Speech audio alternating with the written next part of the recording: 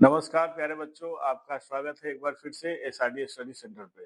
जैसा कि आप लोग जान रहे हैं कि हम आपके लिए लेकर के आ रहे हैं संस्कृत का महत्वपूर्ण ऑब्जेक्टिव प्रश्न, जो संकल्प बैच के तहत हम लेकर के आ रहे हैं अंतिम महासंग्राम, जिसमें आप पढ़ेंगे आज संस्कृत का जो चैप्टर 4 है, यानी पाठ जो 4 है, वो पढ़ेंगे संस्कृत साहित्य लेखिका। क्या पढ़ेंगे? संस्कृत साहित्य लेखिका के बारे में पढ़ेंगे, जिसमें आपको हम वन शॉट में कि इसमें जो भी इस चैप्टर के ऑब्जेक्टिव जो महत्वपूर्ण है वो आपको हम कराने वाले हैं। तो आप हमारे साथ बने रहे। खासतौर पर जो बिहार बोर्ड के जो 10th का एग्जाम जो 2026 में देंगे, वैसे बच्चों के लिए महत्वपूर्ण वीडियो होने वाला है। तो चलिए हम लोग चैप्टर शुरू कर रहे हैं कि संस्कृत साहित्य लेखिका। यह चौथा चैप्टर है, इसमें महत्वपूर्ण ऑब्जेक्टिव हम आपको कराने वाले हैं। तो इसके पहले प्रश्न की तरफ हम लोग चलते हैं। पहला प्रश्न क्या है कि याज्ञवल्क्य ने आत्म तत्व की शिक्षा किसे दी थी? वो किसे दिया था वह शिक्षा, वो पूछा जा रहा है। तो पहले और इसमें चले जाएंगे पहले ऑप्शन के साथ गार्गी। ठीक है, गार्गी को उन्होंने क्या किया था? आत्म तत्व की शिक्षा दी थी।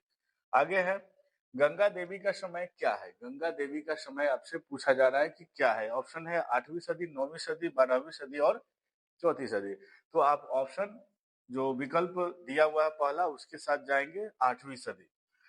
तीसरा प्रश्न है कि आधुनिक काल की संस्कृत कवित्री कौन है? कवित्री पूछा जा रहा है, तो यहाँ पे ध्यान देंगे पंडिता क्षमा राव। कौन है? पंडिता क्षमा राव। ऑप्शन घ के साथ आप चले जाएंगे, विकल्प घ है पंडिता क्षमा राव। आगे है महाभारत में किस लेखिका का उल्लेख मिलता है? महाभारत में किस लेखिका का उल्लेख मिलता है? तो मैत्रेयी जो होंगे उनका उल्लेख किसमें मिलता है? महाभारत में। ठीक है, तो ऑप्शन ख के साथ आप चले जाएंगे।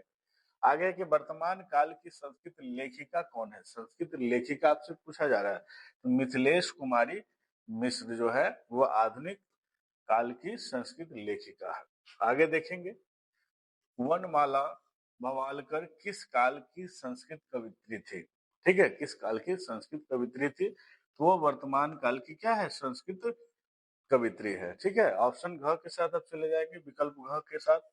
आधुनिक काल, जैसे 7वां प्रश्न आप देखेंगे, आधुनिक काल की संस्कृत लेखिकाओं में कौन अति प्रसिद्ध है? कौन सबसे ज्यादा प्रसिद्ध है? वो आपसे पूछा जा रहा है। तो क्षमा राव। कौन है? क्षमा राव। ठीक है, आगे देखेंगे विजय भट्टारिका किसकी पत्नी थी? विजय भट्टारिका जो है वो किसकी पत्नी है?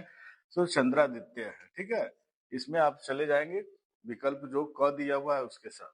आगे देखेंगे पंडिता क्षमा राव द्वारा रचित सत्याग्रह गीता किसके द्वारा किसके दर्शन से प्रभावित है? किसके दर्शन से? तो याद रखेंगे हमारे राष्ट्रपिता महात्मा गांधी से क्या है?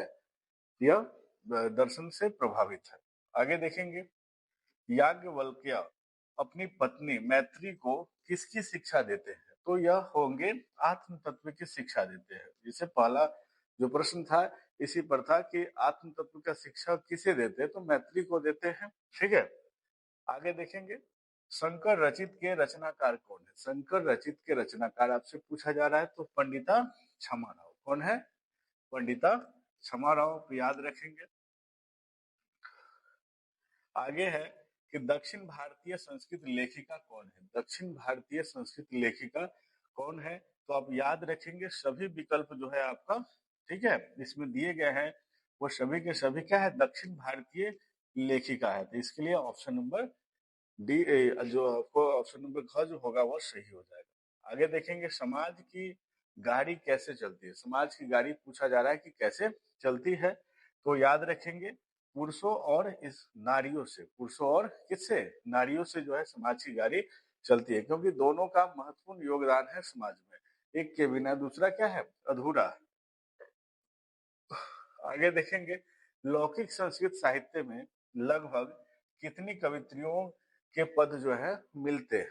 ठीक है, तो लगभग कितने हैं? लगभग 400 पद जो है वो क्या होते हैं? मिलते हैं। आगे देखेंगे विजयांका का समय क्या है? विजयांका का समय क्या है वो पूछा जा रहा है आपसे। तो 7वीं सदी। कौन सी सदी है? 7वीं सदी विजयांका का समय। आगे है मैत्री कौन थी? मैत्री कौन थी वो आपसे पूछा जा रहा है। ठीक है, तो वो थी याज्ञवल्क्य की पत्नी। कौन थी? याज्ञवल्क्य की पत्नी थी। आगे है कि सर्व शुक्ला सरस्वती किसने कहा है? किसने कहा है वो आपसे पूछा जा रहा है। तो ऑप्शन आपके पास है दंडी है, राजशेखर है, याज्ञवल्क्य है और विजयंका है। तो इसमें आपसे ऑप्शन पूछा जा रहा है तो दंडी हो जाएगा। इसके लिए क विकल्प सही होगा। क्वेश्चन नंबर 18 देखेंगे, यहाँ पे गलत, यहाँ पे मिसप्रिंट है, अच्युत होना चाहिए। ठीक है, अच्युत राय कहाँ के राजा थे? अच्युत राय कहाँ के राजा थे वो आपसे पूछा जा रहा है। विजयनगर के थे कि राजनगर के थे कि तिरुविदापुर के थे कि हस्तिनापुर के थे? ठीक है, तो यहाँ पे विकल्प जो क दिया हुआ है उसके साथ आप चले जाएंगे, विजयनगर के थे। कहाँ के शासक थे, कहाँ के राजा थे अच्युत राय? तो विजयनगर के थे, क्योंकि विजयनगर साम्राज्य के जितने भी राजा थे, ठीक है, यानी जो राजा थे उस समय का, वो राय लगाते थे। ठीक है, क्या लगाते थे? राय। आगे देखेंगे, मधुरा विजयम किसकी रचना है? मधुरा विजयम किनकी, किसकी रचना है उससे पूछा जा रहा है। तो ऑप्शन नंबर ग के साथ चले जाएंगे, गंगा देवी। कौन सी है? गंगा देवी। ठीक है, आगे आप देखेंगे, विशाल संस्कृत साहित्य का संवर्धन किसके द्वारा हुआ? किसके द्वारा हुआ वो पूछा जा रहा है। तो कवियों और शास्त्रकारों के द्वारा। कवियों और शास्त्रकारों के द्वारा क्या हुआ? विशाल संस्कृत जो साहित्य है उसका संवर्धन हुआ, उसका समझिए कि विस्तार जो हुआ और बढ़ा, वो पूछा जा रहा है। लौकिक संस्कृत साहित्य की प्रथम कवित्री कौन मानी जाती है? कौन मानी जाती है वो आपसे पूछा जा रहा है। तो वो विजयांका थी। कौन थी? विजयांका। ठीक है, आगे है, गांधी दर्शन से प्रभावित रचना कौन सी है? गांधी दर्शन से जो प्रभावित रचना है वो आपसे पूछा जा रहा है। तो विकल्प ग के साथ चले जाएंगे, सत्याग्रह गीता। कौन है? सत्याग्रह गीता जो है इसके लिए राइट आंसर हो जाएगा। आगे है, कंपन राय का समय क्या है? कंपन राय का जो समय है वह 10वीं सदी है। कौन सी सदी है? 10वीं सदी, आप ध्यान रखेंगे। आगे है, जनक के सभा में शास्त्रार्थ कुशला कौन थे? शास्त्रार्थ जो कुशला थी वह गार्गी थी। कौन थी? गार्गी थी। विकल्प क के साथ आप चले जाएंगे। ऋग्वेद में कितनी महिला ऋषिकाओं का वर्णन मिलता है? कितनी महिला ऋषिकाओं का वर्णन मिलता है? तो वह कितनी, उस समय जो ऋषिका जो महिला थी वह 24 थी। ठीक है, आगे देखेंगे, संस्कृत साहित्य कैसा है? संस्कृत साहित्य कैसा है? तो विपुल है। इसका जो भंडार है वो विपुल है, विशाल है। ठीक है, आगे है कि वरदाम्बिका का परिणय किसकी रचना है? किसकी रचना है वो आपसे पूछा जा रहा है। तो पुष्पा दीक्षित। कौन है वह?